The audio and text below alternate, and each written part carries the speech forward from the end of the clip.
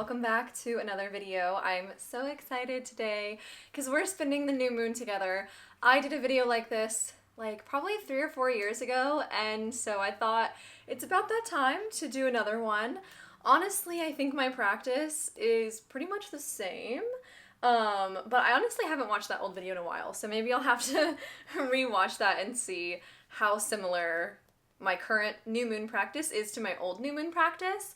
But I'm definitely a person who loves routine, and like I love just like my safe space practices where it's like every new moon I'm gonna do these 5 things or whatever, and that's like locked in for me. So if you enjoy that kind of stuff, I think you'll really like this video. Or if you're looking for new moon practices, I think you're gonna love this video. If you're new to like living with the moon, being in your witchy spiritual era, you're gonna love this channel. My name's Luna, I do witchy things, I do girly things, I do glam things, so if that sounds up your alley, make sure to subscribe. This is Mr. Oh, he's screeching. This is my son, Mr. And Lucy is sleeping here, for those of you who know. So if you're here, you probably know a little bit about the new moon, but just in case you're newer and you're just still learning, the new moon is obviously the time when we don't really see the moon in the sky, or we just see barely a crescent. And this energetically symbolizes new beginnings, starting over, a brand new cycle.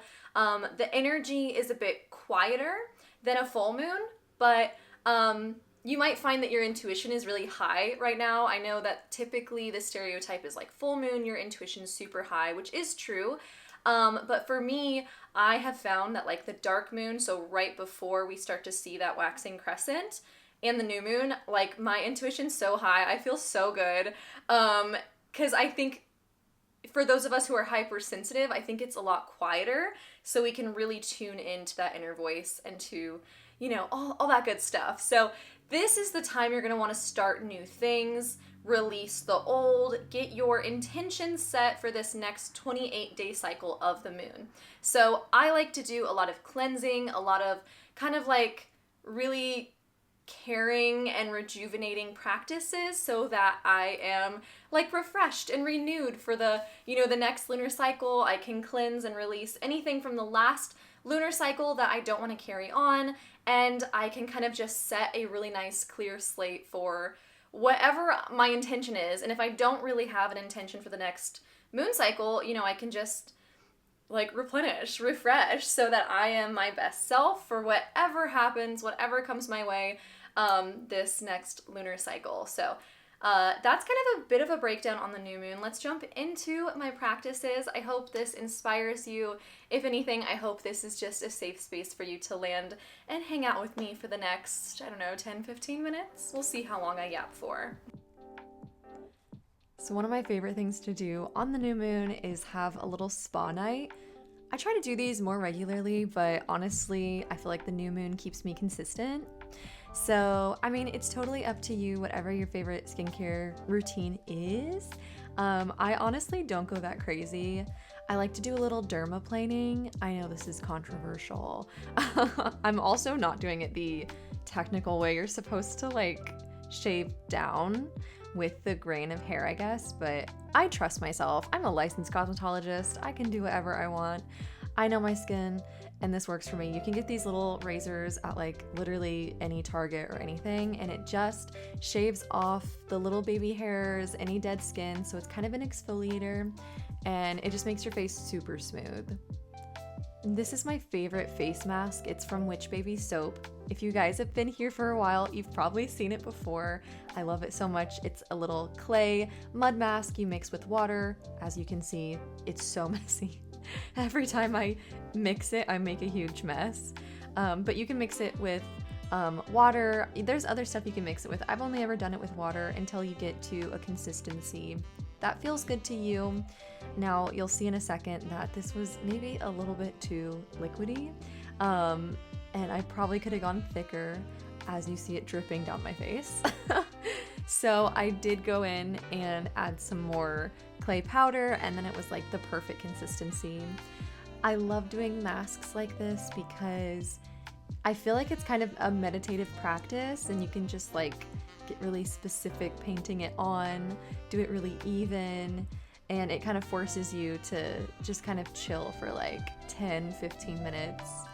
I don't really know how long I leave it on for. I kind of just feel it out. As you can see, it starts to dry and your face gets really crinkly. So you'll know when it's done based on the texture and the appearance of it. And once it's done, I kind of just wipe it off with a wet makeup towel. And again, this kind of exfoliates as well. There's a bit of a gritty texture, which I really like about it. And my face just feels so clean and fresh afterwards, and it's great.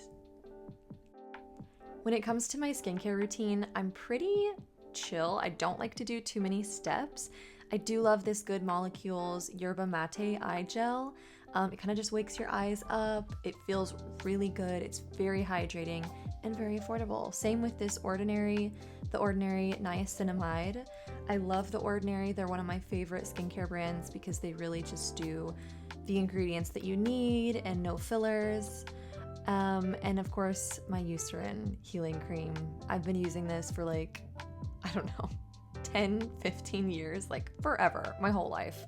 If you have eczema, dry skin, psoriasis, this is great. Don't use it if you're super oily though, it'll be way too much.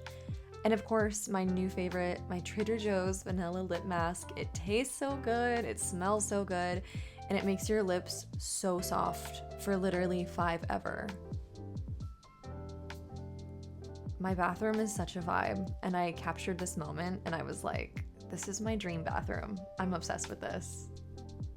Of course, one of my favorite things to do on the new moon is a ritual bath, or if you can, go to the beach, go to the lake, any natural body of water. I just think as a Pisces moon, like I just love connecting to water. It's so cleansing. I feel like when I take a bath, put some Epsom salts in there, like I just feel my shoulders relax. I feel everything melt away. These are some favorite products of mine. I'll link these down below. I love this like natural bubble bath and this little oil. It makes your skin so soft and it's like so good for you. But it just feels so relaxing, and like I can feel my body recalibrating, relaxing, and it's just a nice excuse to just lay for like 30 minutes or as long as you want. Something else I love to do on the new moon is to read, take an online class, anything like this. This is the book I'm reading in my Patreon book club right now. It's so good. Don't even mind my old Joann's craft store receipt as a bookmark, but this is Modern Witchcraft with the Greek Gods. Such a good book, such an amazing reference book. So it's been fun to read that with my Patreon. We're like learning so much. But I also love a good Skillshare class or any of my mini programs I've signed up for.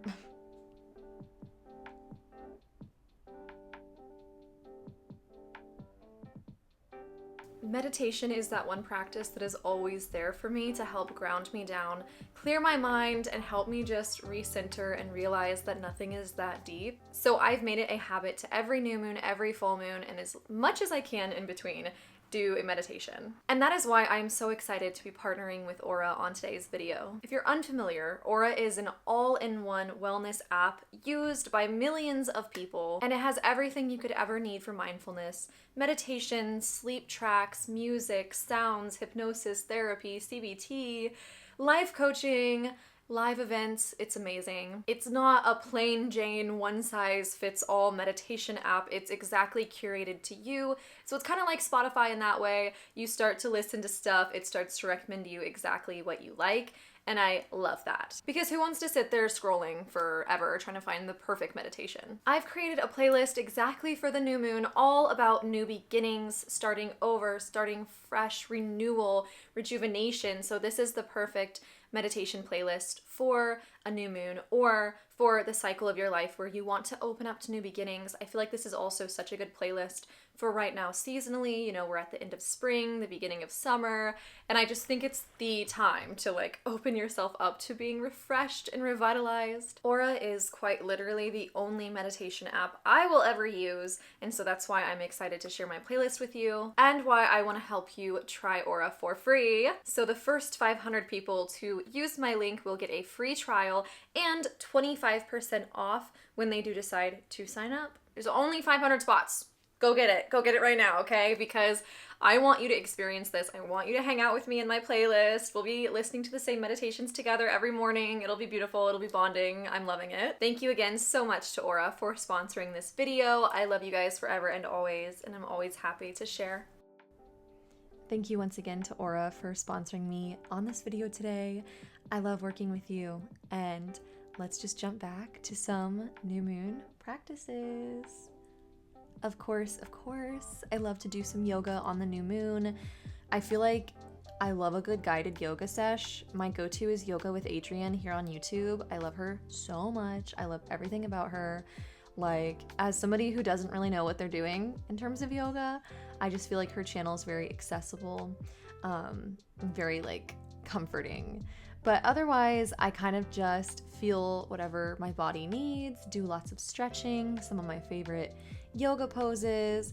Typically my new moon yoga is going to be more yin yoga, something restorative, nothing like, I'm not trying to impress anybody with it, you know, just something chill, calming, healing, and restorative. And I really feel like meditation and yoga go hand in hand, and often I like to listen to meditations while I do yoga or do some yoga while I'm meditating, just because I love a good movement-based meditation, and I love that Mister is always here too to hang out. Probably one of my most favorite things to do on the new moon is to read some tarot and to journal. It's just so interesting for me to go back through my notebook and see what I was dealing with, what was happening 6 months ago or on the last new moon in Gemini or whatever.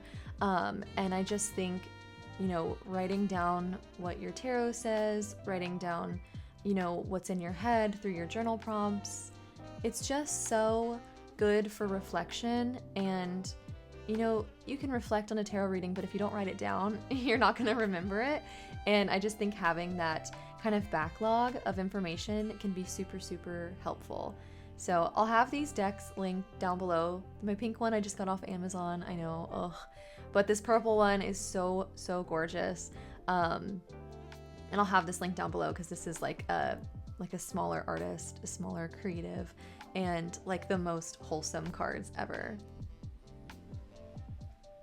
I like to have a little bit of fun when I journal, like doodle, play with colors, play with the colors that I'm feeling, you know, and just like get a little creative. Use it as an excuse to kind of tap into your inner child, inner artist, and get a little silly with it.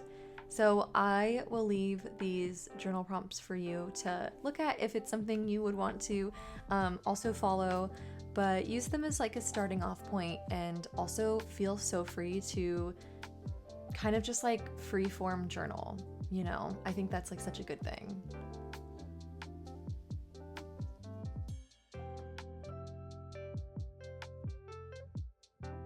Thank you so much for hanging out with me on this new moon. I hope you enjoyed. I hope you feel inspired, or at least a little bit connected with me. Thank you so much again for watching. I love you all so, so, so, so much, and I will see you all next time.